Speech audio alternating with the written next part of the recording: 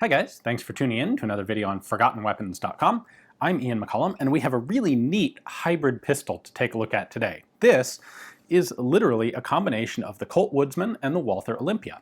Now the reason that this exists is basically because Walther was trying to overtake Colt as the premier target pistol manufacturer in the 1930s. So in the 20s, well, in fact, in the 19-teens, when the Woodsman was first introduced, it became really the premier target pistol, 22 caliber target pistol on the market. It was the gun that guys were using in the Olympic Games, in international competition. It was the gun to have. In 1925, Walther introduced their version of a competition 22 target pistol, the Olympia, and it was pretty good, but it just couldn't ever quite catch Colt. And by the early 1930s, Walther was kind of tired of being continually rated number 2, and they started experimenting with some changes in the Olympia to try and one-up Colt and the Woodsman. And one of the main visible and ergonomic differences between these two guns was the grip angle.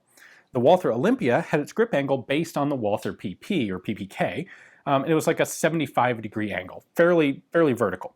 The Colt Woodsman, on the other hand, had a much steeper grip angle to it, or a much more acute grip angle, a 55.5-degree angle, similar to what you might see on the Luger. And there were, this was one of those doctrinal arguments amongst shooters, is which is better, kind of like 1911 versus Luger, which grip angle is the best one?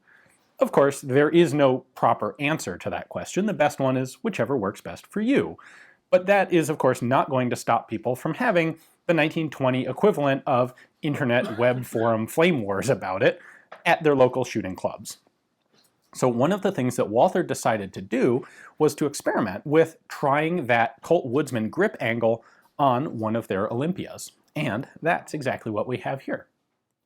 As far as I know, Walther only made this one example of the gun. And the whole top end, the slide, the mechanics, all of this is Walther Olympia. And in fact, this is marked Olympia.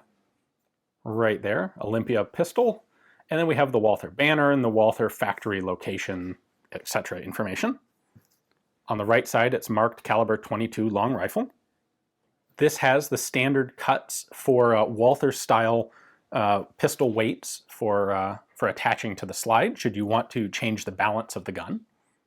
And in fact, we have a couple of weights that came with this gun. So we'll go ahead and drop them into the proper spot here on the front end of the gun. And we also have this hook, which is going to attach around the muzzle and connect into the front of said weights. There we go. That's what this looks like with its barrel weights attached.